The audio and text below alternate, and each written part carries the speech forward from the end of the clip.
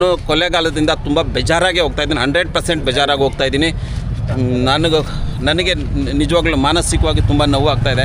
ನಿಮಗೆ ಬನ್ನಿ ಕೊಳ್ಳೇಗಾಲದಲ್ಲಿ ನಾನು ನಿಮ್ಮನ್ನು ಕರ್ಕೊಂಡು ಹೋಗ್ತಾ ಇದ್ದೀನಿ ಹೆಂಗಿದೆ ಅಂತ ಬಿಟ್ಟು. ಇಲ್ಲೊಂದು ನೋಡಿ, ಇಲ್ಲೊಂದು ಫುಟ್ಪಾತ್ ಮೇಲೆ ಅಂಗಡಿಗಳಿದ್ದಾವೆ, ಅನೈತಿಕ ಅಂಗಡಿಗಳು. ಇವೆಲ್ಲ ನೀವು ಪರ್ಮಿಷನ್ ತೊಗೊಂಡಿರೋದಾ? ಇದಕ್ಕೆಲ್ಲ ಪರ್ಮಿಷನ್ ಇದೆಯಾ? ಇವು ಹೆಂಗೆ ಮಾಡ್ತಾ ಇದ್ದಾರೆ ಇವರೆಲ್ಲ ಬಿಸ್ನೆಸ್? ಇಲ್ಲಿ ನೋಡ್ರಿ, ಬೆಂಕಿ ನೋಡ್ರಿ ಹೆಂಗೆ ಹಾಕ್ಕೊಂಡಿದ್ದಾರೆ.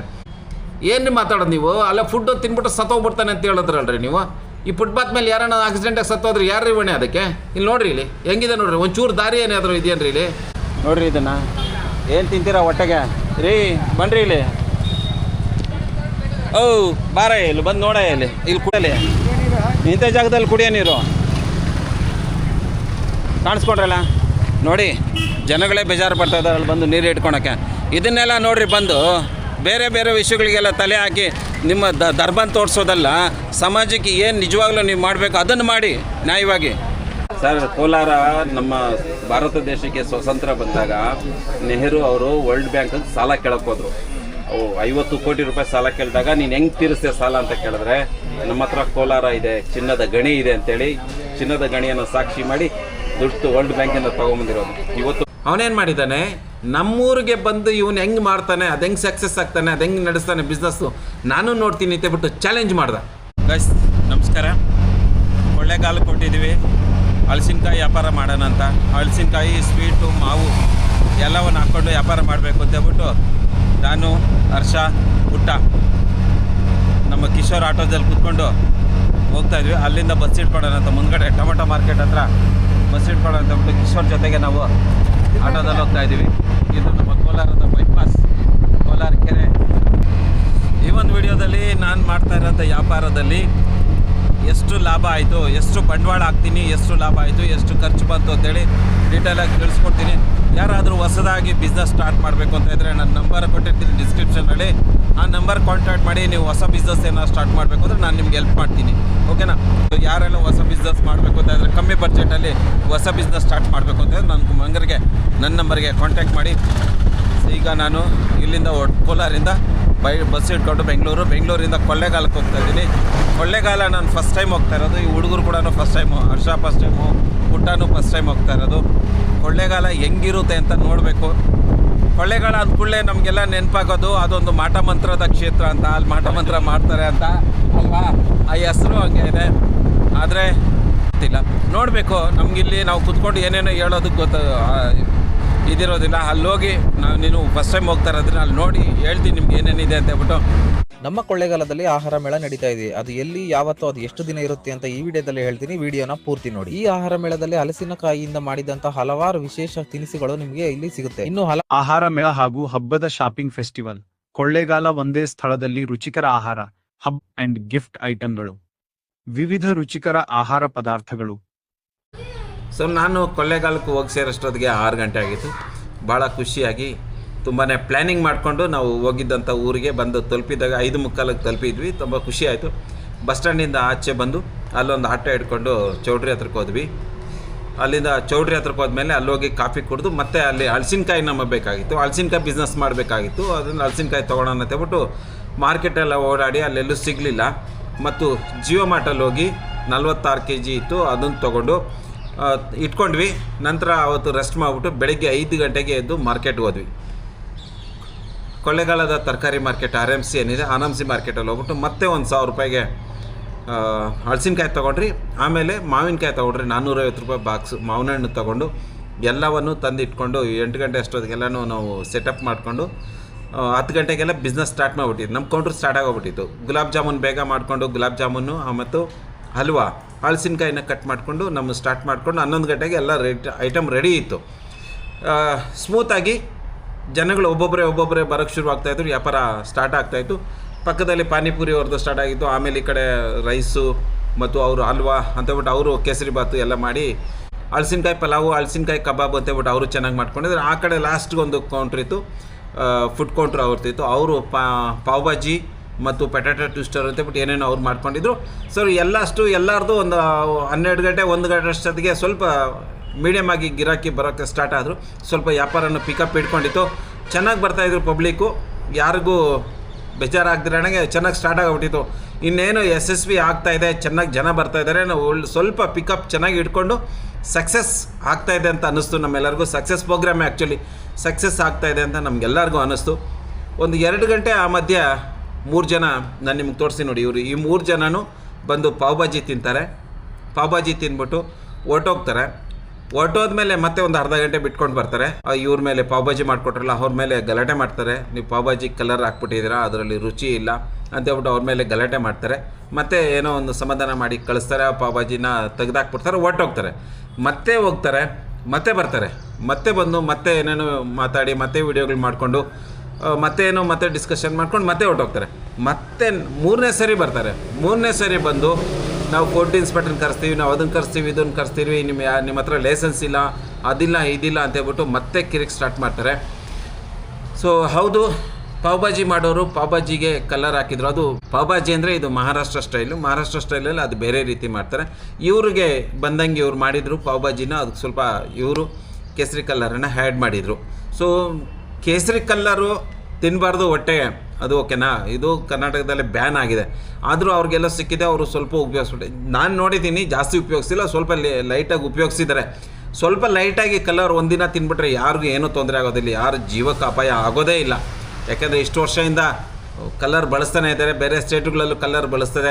ಇವಾಗ ನೀವು ಕಬಾಬ್ ತಿಂತೀರಲ್ಲ, ಕಬಾಬ್ಗೆ ಗ್ರೀನ್ ಕಲರು, ರೆಡ್ ಕಲರು ಮತ್ತು ಹಲವಾರು ಕಲರ್ ಅದೆಲ್ಲ ಕಲ್ಲರೇ ಕೊಡೋದು, ಯಾವುದು ನ್ಯಾಚುರಲ್ ಕಲರ್ ಅಲ್ಲ. ಯಾರಿಗೂ ಪ್ರಾಣ ಅಪಾಯ ಆಗುವಂಥದ್ದು ಏನೂ ಇಲ್ಲ. ಕಲರಿಂದ ಯಾರಿಗೂ ಪ್ರಾಣ ಅಪಾಯಕ್ಕೆ ಏನೂ ಆಗೋದಿಲ್ಲ. ಅದು ಹೆಚ್ಚಿಗೆ ತಿನ್ನಬಾರ್ದು ಅಷ್ಟೇ. ಕೊಳ್ಳೇಗಾಲಕ್ಕೆ ಬಂದಿದೆ ಬಿಸ್ನೆಸ್ ಮಾಡಬೇಕು ಅಂತ. ಕೊಳ್ಳೇಗಾಲದಲ್ಲಿ ಇವರು ಒಬ್ಬ ಮಾನಿಯರು, ಅವ್ರ ಜೊತೆಗೊಬ್ಬರು ಇಲ್ಲಿ ಫುಡ್ಡಲ್ಲಿ ಏನೋ ಚೆನ್ನಾಗಿಲ್ಲ ಅಂತೇಳ್ಬಿಟ್ಟು ಕಂಪ್ಲೇಂಟ್ ಮಾಡಿ ಮತ್ತು ಇಲ್ಲಾಗಿರೋ ಸ್ಟಾಲ್ನೆಲ್ಲ ಪರ್ಮಿಷನ್ ತೊಗೊಂಡಿಲ್ಲ ಅಂತೇಳ್ಬಿಟ್ಟು ಎಲ್ಲರೂ ನಿಲ್ಲಿಸಿ ಸ್ಟಾಪ್ ಮಾಡಿಸಿ ಮನಸ್ಸಿಗೆ ಬೇಜಾರು ಮಾಡುವಂಥ ಕೆಲಸವನ್ನು ಮಾಡಿ, ಕೊಳ್ಳೇಗಾಲ ಅಂತ ನಾವು ಅಂದ್ಕೊಳ್ಳೆ ನಮಗೇನು ಮನಸ್ಸಿಗೆ ಬರುತ್ತೋ ಅದನ್ನು ಅವರು ನಿಜವಾಗ್ಲೂ ನಿರೂಪಣೆ ಮಾಡಿದ್ದಾರೆ. ಇವತ್ತು ಕೊಳ್ಳೇಗಾಲದಲ್ಲಿ ಬಿಸ್ನೆಸ್ ಮಾಡೋಕ್ಕೆ ಬಂದಿದ್ದ ವ್ಯಾಪಾರಸ್ಥರೆಲ್ಲನೂ ತುಂಬ ನೊಂದ್ಕೊಂಡು ತುಂಬ ಬೇಜಾರಿಂದ ಇಲ್ಲಿಂದ ಹೋಗ್ತಾ ಇದ್ದಾರೆ. ಜೊತೆಗೆ ನಾನು ಕೂಡ ನಾನು ಪೂರ್ತಿ ಬಿಸ್ನೆಸ್ ಸೆಟಪ್ ಮಾಡ್ಕೊಂಡಿದ್ದೆ. ಅವರು ಒಂದು ಪರ್ಮಿಷನ್ ತೊಗೊಂಡಿಲ್ಲ ಮತ್ತು ಒಂದು ಊಟದಲ್ಲಿ ಕಲರ್ ಹಾಕಿದ್ರು ಅಂತೇಳಿ ಪೂರ್ತಿ ಸ್ಟಾಲ್ಗಳನ್ನ ಕಂಪ್ಲೀಟಾಗಿ ಕ್ಲೋಸ್ ಮಾಡಿಸಿ ಎಲ್ಲರನ್ನೂ ಆಚೆಗೆ ಹಾಕಿ ಇವತ್ತು ಇದು ಮಾಡಿದ್ದಾರೆ. ಸೊ ಇವತ್ತು ನಾವೆಲ್ಲನೂ ವ್ಯಾಪಾರಸ್ಥರೆಲ್ಲನೂ ಕೊಳ್ಳೇಗಾಲದಿಂದ ತುಂಬ ಬೇಜಾರು ಹಾಕ್ಕೊಂಡು ಹೋಗ್ತಾ ಇದ್ದೀವಿ. ಸೊ ಇವರು ಅವ್ರ ಮನ್ಸಿಗೆ ಬಂದಂಗೆಲ್ಲ ಏನೇ ಪಾಪ ಇವ್ರಿಗೆ ಗೊತ್ತಿಲ್ಲ, ಇವ್ರ ಬಗ್ಗೆ ನಾವು ಇವ್ರ ಬಗ್ಗೆ ಏನು ಹೇಳ್ಬಾರ್ದು. ನಿಮ್ಮ ಬಗ್ಗೆ ನಮ್ಗೆ ಗೊತ್ತಿಲ್ಲ ಸ್ವಾಮಿ, ನಾವು ನಿಮ್ಮ ಬಗ್ಗೆ ಏನು ಹೇಳ್ತಾ ಇಲ್ಲ. ಇವರು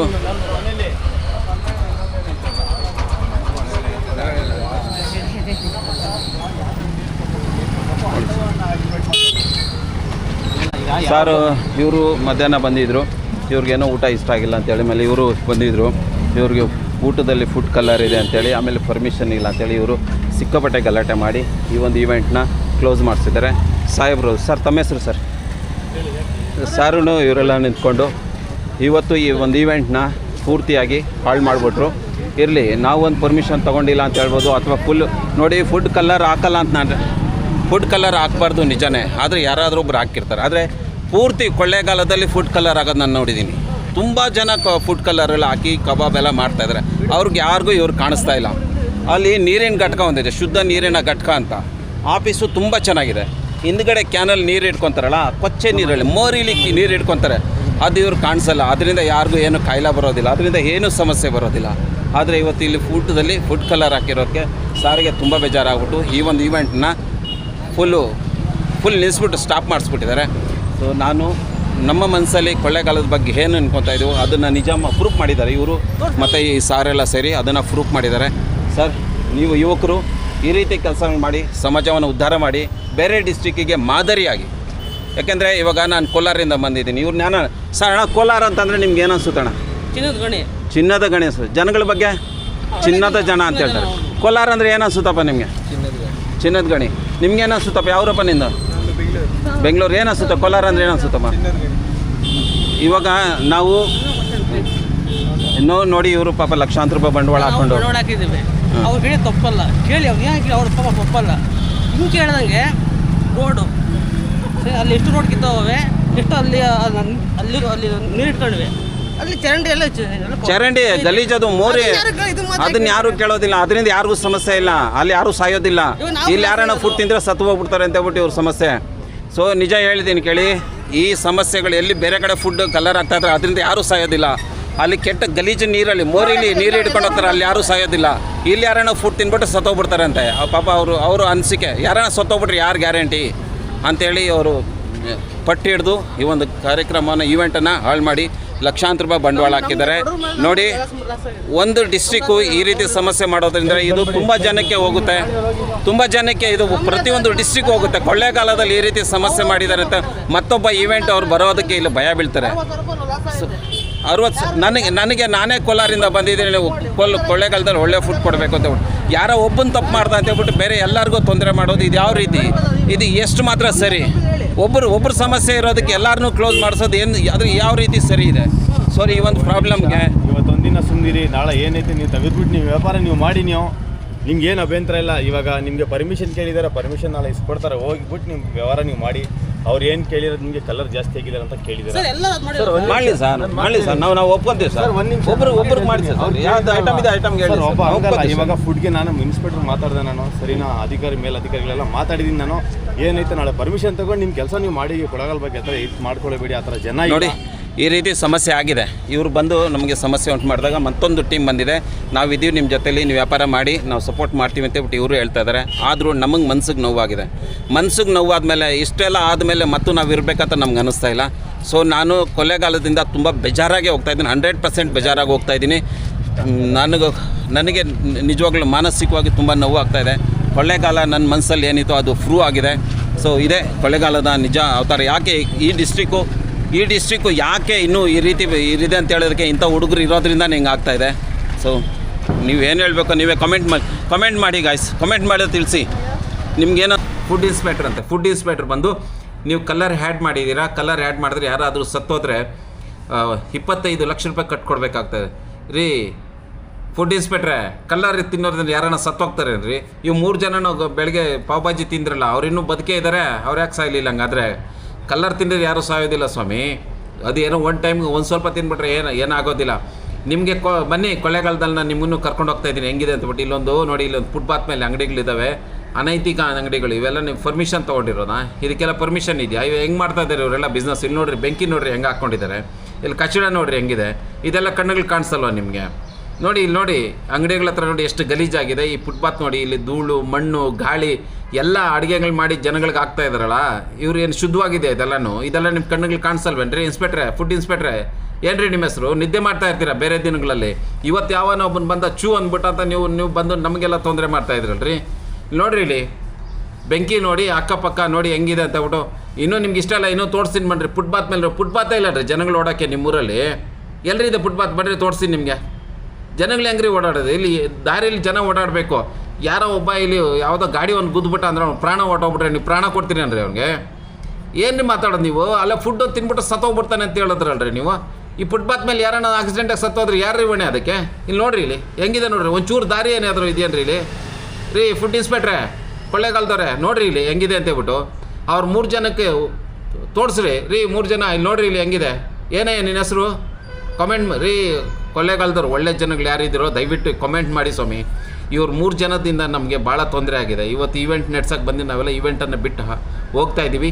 ಇದಕ್ಕೆ ಹೊಣೆಗಾರರು ಈ 3 ಜನ ಮತ್ತು ಈ ಕೊಳ್ಳೇಗಾಲದ ಫುಡ್ ಇನ್ಸ್ಪೆಕ್ಟರ್ ಅಂತ ಇವರು ಕ್ಲೋಸ್ ಮಾಡಿಸ್ಬಿಟ್ಟು ನಮ್ಮನ್ನು ಆಚೆ ಕಳಿಸಿದ್ದಾರೆ. ಇದನ್ನೆಲ್ಲ ನಿಮ್ಮ ನಗರಕ್ಕೆ ಇದು ಕೆಟ್ಟ ಹೆಸರು ತರುತ್ತೆ. ಯಾರ್ಯಾರು ಒಳ್ಳೆಯವರು ಇದ್ದೀರೋ ನೀವು ಕಮೆಂಟ್ ಹಾಕಿ ಇವ್ರಿಗೆಲ್ಲ ಮಕ್ಕಕ್ಕೆ ಕುಗೀರಿ. ಚೆನ್ನಾಗಿತ್ತು ಬಿಸ್ನೆಸ್, ತುಂಬ ಚೆನ್ನಾಗಿತ್ತು. ನಾನು ಗುಲಾಬ್ ಜಾಮೂನ್ ಮಾಡಿದ್ದೆ ಮತ್ತು ರಸಮಲೈ ಮಾಡಿದ್ದೆ, ಬ್ರೆಡ್ ಹಲ್ವಾ ಮಾಡಿದ್ದೆ. ಪ್ರತಿಯೊಬ್ಬರು ತಿನ್ಬಿಟ್ಟು ಭಾಳ ಚೆನ್ನಾಗಿ ಮಾಡಿದೆ, ಭಾಳ ಚೆನ್ನಾಗಿದೆ ಅಂತೇಳ್ಬಿಟ್ಟು ಪಾರ್ಸೆಲ್ಲ ತೊಗೊಂಡೋಗ್ತಾಯಿದ್ರು. ಯಶಸ್ವಿ ಆಗಿತ್ತು ಕಾರ್ಯಕ್ರಮ. ಯಶಸ್ವಿ ಆಗಿರೋ ಕಾರ್ಯಕ್ರಮನ ಇವರು ಬಂದು ಒಂದು ಯಾವುದೋ ಒಂದು ನೆಪ ಇಟ್ಕೊಂಡು ಈ ಒಂದು ಕಾರ್ಯಕ್ರಮವನ್ನು ಹಾಳು ಮಾಡಿದ್ದಾರೆ. ಕ್ಲೋಸ್ ಮಾಡಿಸಿ ಇದನ್ನೆಲ್ಲ ನಿಲ್ಲಿಸ್ರಿ, ಜನಗಳು ಸತ್ತೋಗ್ಬಿಡ್ತಾರೆ ಅಂತೇಳಿ ನಮಗೆ ಭಯ ಇಕ್ಸಿ ಕಾನೂನಿನ ಹೆಸರಲ್ಲಿ ಇವರು ದುರುಪಯೋಗ ಪಡಿಸ್ಕೊಂಡು ಆಮೇಲೆ ಮಾರನೇ ದಿನ ಜಾಸ್ತಿ ದುಡ್ಡು ಲಂಚ ತಗೊಂಡು ಈ ಒಂದು ಕಾರ್ಯಕ್ರಮಕ್ಕೆ ಪರ್ಮಿಷನ್ ಕೊಟ್ಟು ಮತ್ತೆ ಪರ್ಮಿಷನ್ನ ತೊಗೊಂಡ್ಮೇಲೆ ನಾವು ಮತ್ತೆ ಈ ಕಾರ್ಯಕ್ರಮವನ್ನು ಸಂಪೂರ್ಣವಾಗಿ ಯಶಸ್ವಿ ಮಾಡ್ಕೊಂಬಂದ್ವಿ. ಆದರೆ ನಮ್ಮ ಕಾರ್ಯಕ್ರಮ, ನಮ್ಮ ಇವೆಂಟು ಚೆನ್ನಾಗಾಯಿತು. ವೆಂಡರ್ಸಲ್ಲಿ ಏನು ಹೇಳ್ತಾರೆ ಅಂದರೆ ನಾವು ಇನ್ಯಾವತ್ತೂ ಕೊಳ್ಳೇಗಾಲಕ್ಕೆ ಬರೋದಿಲ್ಲ, ಇದು ಕೊಳ್ಳೇಗಾಲಕ್ಕೆ ಕೆಟ್ಟ ಹೆಸರು. ಮತ್ತು ಅಲ್ಲಿನ ಈ 3 ಜನ ಕೆಟ್ಟದ್ದು ಮಾಡಿರೋದ್ರಿಂದ 3 ಜನ ಅಲ್ಲ 5 ಜನ, ಅವನು ಇನ್ನೊಬ್ಬ ಕೊಳ್ಳೇಗಾಲ ಉತ್ಸವ ಅಂತ ಮಾಡ್ತಾಯಿದ್ನಲ್ಲ ಅವನು, ಇಲ್ಲಿ ಪಾವ್-ಭಾಜಿ ತಿಂದಾಗ ಬಂದ 3 ಜನ, ಆಮೇಲೆ ಅಲ್ಲಿ ಫುಡ್ ಇನ್ಸ್ಪೆಕ್ಟರ್ ಅಂತ ಯಾರು ಅವನು, ಇವರು 4 ಜನ 5 ಜನ ಮಾಡಿರೋದ್ರಿಂದ ಇವತ್ತು ಈ ನಗರಕ್ಕೆ ಕೆಟ್ಟ ಹೆಸರು ಬಂದಿದೆ. ಈ ವೆಂಡರ್ಸ್ ಕೂಡ ಬರೋದಿಲ್ಲ.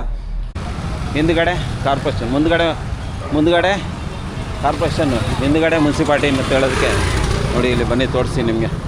ಆಫೀಸ್ ಪಕ್ಕದಲ್ಲೇ ಕುಡಿಯುವ ನೀರಿನ ಘಟಕ ಇದು ನೋಡ್ರಿ ಇದನ್ನು ಏನು ತಿಂತೀರಾ ಹೊಟ್ಟೆಗೆ ರೀ ಬನ್ನಿರಿ ಇಲ್ಲಿ.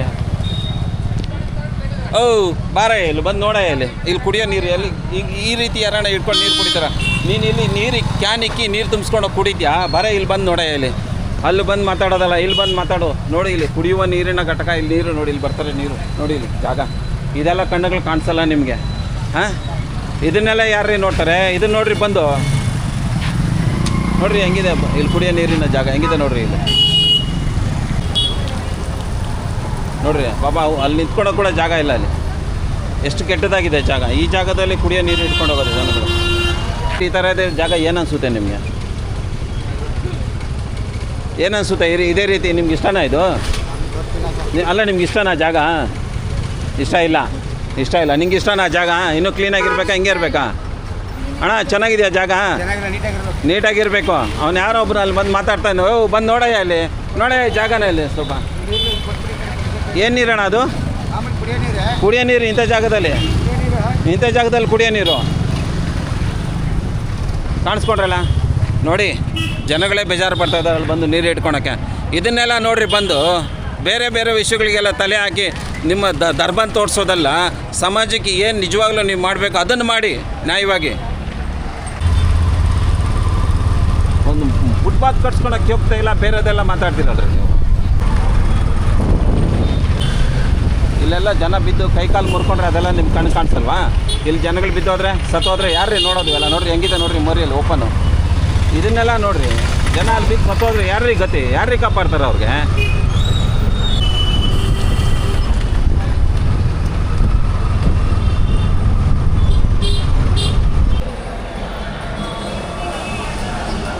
ಈಗ ನಾನು ಕೊಳ್ಳೇಗಾಲದ ಬಸ್ ಸ್ಟ್ಯಾಂಡಲ್ಲಿ ಕೂತ್ಕೊಂಡಿದ್ದೀನಿ. ಕೊಳ್ಳೇಗಾಲದಲ್ಲಿ ಕೋಲಾರ ಬಗ್ಗೆ ಜನಗಳು ಏನು ಅನ್ಕೊತಾರೆ, ಕೋಲಾರ ಅಂದ ತಕ್ಷಣ ಜನಗಳಿಗೆ ಏನು ಅನಿಸುತ್ತೆ ಅಂತ ಹೇಳ್ಬಿಟ್ಟು ಕೇಳೋಣ. ಜನಗಳ ಅಭಿಪ್ರಾಯ ತಿಳ್ಕೊಳ್ಳೋಣ ಬನ್ನಿ. ಒಂದಷ್ಟು ಜನ ಈ ಕಡೆ ಇದ್ದಾರೆ, ಯಾರನ್ನ ಕೇಳೋಣ. ಕೋಲಾರ ಅಂದರೆ ಈ ಜನಗಳಿಗೆ ಏನು ಅನಿಸುತ್ತೆ ಅಂತ. ಅಣ್ಣ ನಾವು ಕೋಲಾರಿಂದ ಬಂದಿರೋದು. ಕೋಲಾರ ಅಂದ ಹೆಸರು ಕೇಳಿದ್ರೆ ನಿಮ್ಗೆ ಏನು ಅನಿಸುತ್ತೆ ಅಣ್ಣ? ಕೋಲಾರ ಚಿನ್ನದ ಗಣಿ ಅನಿಸುತ್ತೆ. ಕೋಲಾರ ಚಿನ್ನದ ಗಣಿ ಅನಿಸುತ್ತೆ. ಕೋಲಾರ ಜನ ಎಲ್ಲ ಒಳ್ಳೆಯವರು ಅಂತ ಅನಿಸ್ತೀರಾ? ಏನಂಗೆ ಅನಿಸ್ತದೆ? ನಾವು ಆ ಕಡೆ ನೋಡಿಲ್ವಲ್ಲ ಸರ್. ನೋಡಿಲ್ವಲ್ಲ ಅಂದರೆ ಹೆಸರು ಕೇಳಿದ ತಕ್ಷಣ ನಿಮ್ಗೆ ಅನಿಸುತ್ತೆ ಚಿನ್ನದ ಗಣಿ. ವಿಷ್ಣುವರ್ಧನ್ ಪಾದ ಹೇಳಿದಿರಲ್ಲ, ಹುಟ್ಟಿದ್ರೆ ಕೋಲಾರ ಹುಟ್ಟಬೇಕು ಅದರಿಂದ ಕೋಲಾರ ಫೇಮಸ್ ಅದಪ್ಪ. ಹುಟ್ಟಿದ್ರೆ ಕೋಲಾರಲ್ಲಿ ಹುಟ್ಟಬೇಕು ಅಂತ. ಕೋಲಾರ ಅಂತ ಹೆಸರು ಕೇಳಿದ್ರೆ ನಿಮ್ಗೆ ಏನು ಅನಿಸುತ್ತಣ್ಣ? ಏನಿಸುತ್ತೆ? ಚಿನ್ನದ ಗಣಿ ಅಂತ ಅನ್ನೋ ಒಂದು ಅಭಿಪ್ರಾಯ ಬರುತ್ತೆ. ನಿಂಗೇನು ಅನಿಸುತ್ತಪ್ಪ ಹುಡುಗ?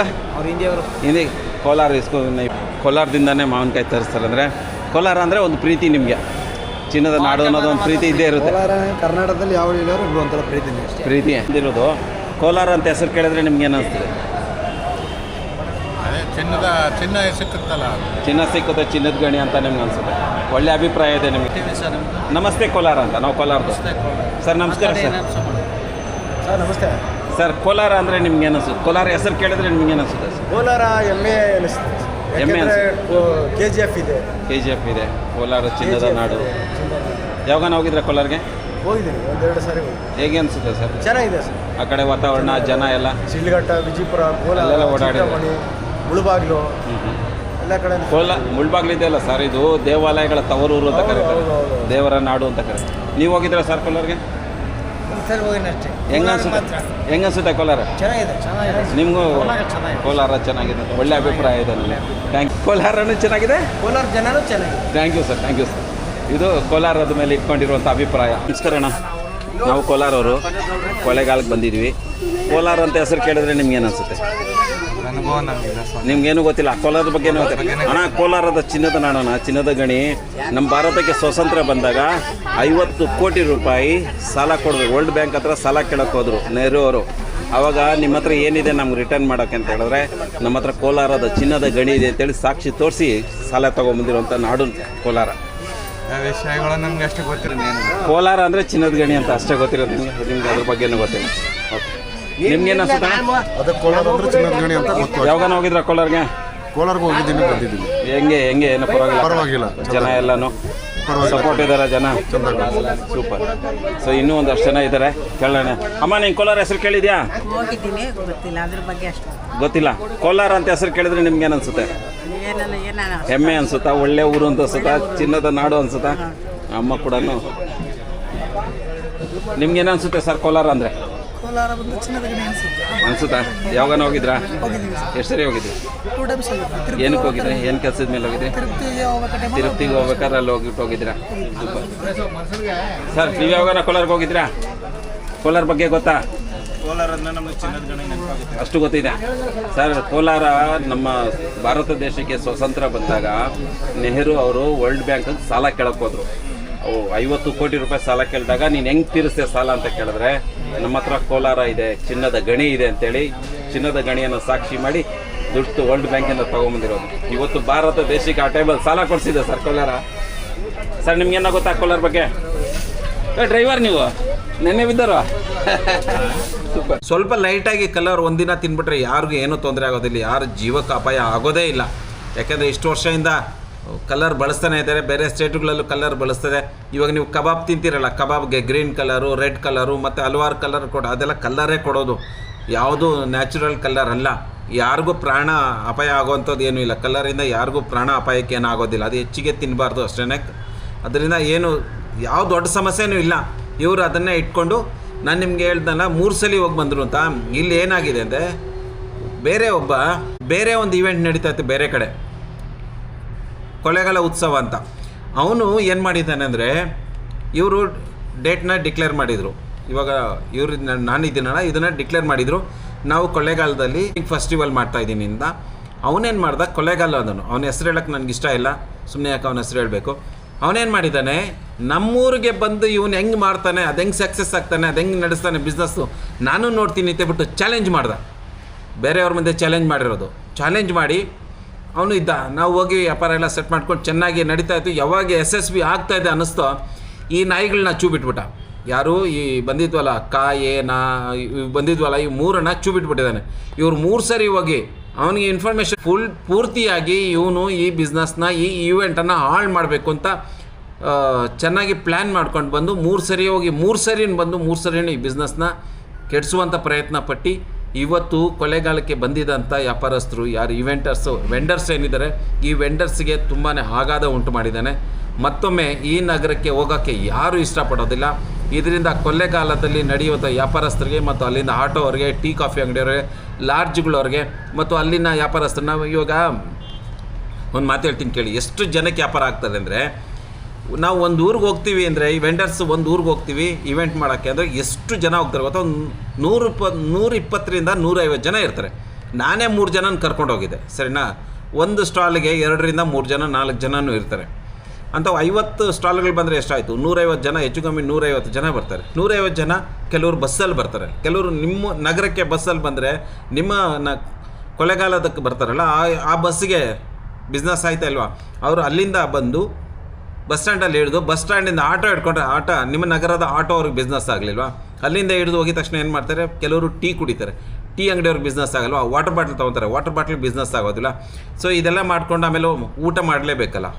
ಅಕ್ಕಪಕ್ಕ ಹೋಟ್ಲುಗಳಿರ್ತಾವಲ್ಲ, ಕೊಳ್ಳೇಗಾಲದ ಹೋಟ್ಲುಗಳೇ, ನಾವು ಕೊಳ್ಳೇಗಾಲಕ್ಕೆ ಹೋಗಿದ್ದೀವಿ ಅಂದರೆ ಅಲ್ಲೇ ಊಟ ಮಾಡ್ತೀವಲ್ಲ, ಅವ್ರಿಗೆ ಬಿಸ್ನೆಸ್ ಆಗಲಿಲ್ಲ, ಅವ್ರಿಗೂ ಬಿಸ್ನೆಸ್ ಆಗುತ್ತೆ ತಾನೇ.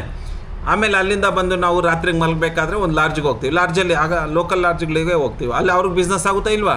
ಸೊ ಅಲ್ಲಿಂದ ಎದ್ದು ಮತ್ತು ಬೆಳಗ್ಗೆಗೆ ನಮ್ಮ ಅಂಗಡಿಗಳಿಗೆ ಯಾರ್ಯಾರು ಫುಡ್ ಐಟಮ್ ಆಗಿರ್ತಾರೆ ಅವ್ರಿಗೆಲ್ಲ ಬೇಕಲ್ಲ, ತರಕಾರಿ ಬೇಕು, ರೇಷನ್ ಬೇಕು, ಏನು ಸಿಕ್ಕಾಪಟ್ಟೆ ಐಟಮ್ ಬೇಕಾಗುತ್ತೆ.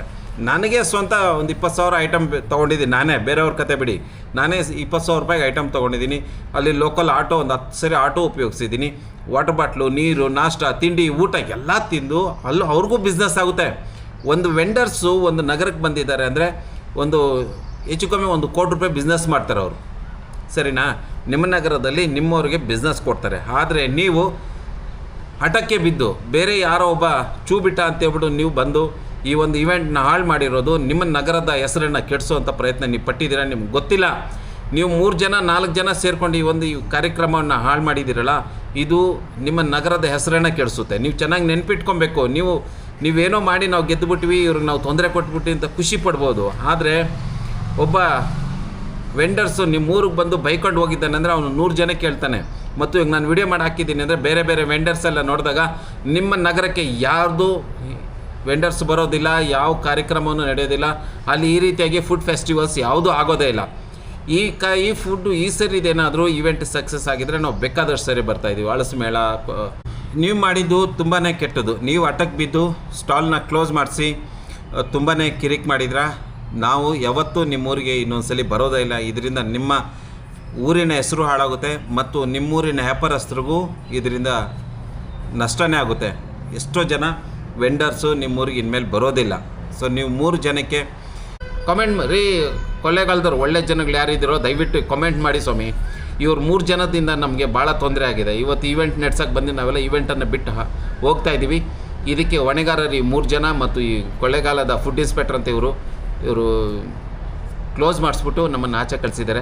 ಇದನ್ನೆಲ್ಲ ನಿಮ್ಮ ನಗರಕ್ಕೆ ಇದು ಕೆಟ್ಟ ಹೆಸರು ತರುತ್ತೆ. ಯಾರ್ಯಾರು ಒಳ್ಳೆಯವರು ಇದ್ದೀರೋ ನೀವು ಕಮೆಂಟ್ ಹಾಕಿ ಇವ್ರಿಗೆಲ್ಲ ಮಕ್ಕಕ್ಕೆ ಕುಗೀರಿ. ಚೆನ್ನಾಗಿತ್ತು ಬಿಸ್ನೆಸ್, ತುಂಬ ಚೆನ್ನಾಗಿತ್ತು. ಕೊಳ್ಳೇಗಾಲದ ಜನಗಳು ಯಾರಾದರೂ ಒಳ್ಳೆಯವರಿದ್ದರೆ ಇವ್ರ ಮಕ್ಕಕ್ಕೆ ಸ್ವಲ್ಪ ಉಗಿರಿ, ಕ್ಯಾಕರ್ಸ್ ಉಗಿರಿ ಮತ್ತು ಕಮೆಂಟಲ್ಲಿ ಇವ್ರನ್ನ ಚೆನ್ನಾಗಿ ತರಾಟೆ ತೊಗೊಳ್ಳಿ. ನೀವು ಚೆನ್ನಾಗೇ ಹೇಳ್ಬೋದು. ನನಗಂತ ನೀವು ಚೆನ್ನಾಗಿ ಕಮೆಂಟ್ ಮಾಡ್ತೀರಾ, ಕಮೆಂಟ್ ಮಾಡಿ ಗಾಯ್ಸ್.